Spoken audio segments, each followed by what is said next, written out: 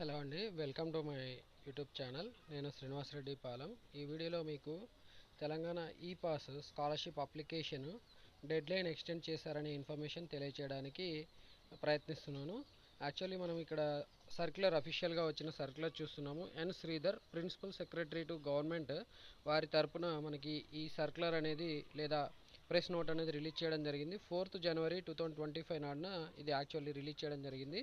మీ అందరికీ తెలుసు, academic year 2024-25 ఏదైతే ఉందో ఆ 2024-25 ఇయర్కి ఈ పాస్ స్కాలర్షిప్ అప్లికేషన్ డెడ్లైన్ వచ్చి 31st December 2024తో ముగిసింది. ఆ డేట్ని మనకి 31st March 2025కి ఎక్స్టెండ్ చేశారు.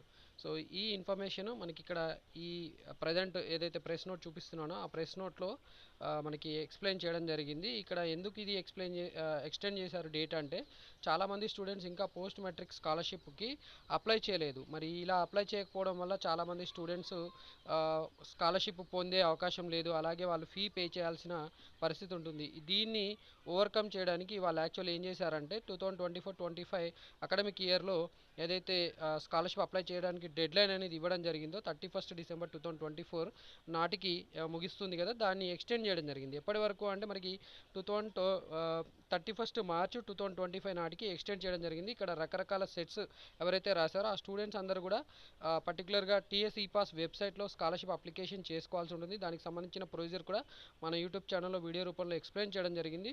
సో చాలామంది స్టూడెంట్స్ ఇంకా రిజిస్ట్రేషన్ చేసుకోలేదు, కాబట్టి వాళ్ళందరికీ కూడా అవకాశం ఇవ్వాలనే ఉద్దేశంతో డేట్ అనేది ఎక్స్టెండ్ చేయడం జరిగింది. అండ్ డేట్ వచ్చి 31st March 2025. ఈ డేట్ తర్వాత మనకి ఎక్స్టెండ్ చేసే అవకాశం ఉండదు.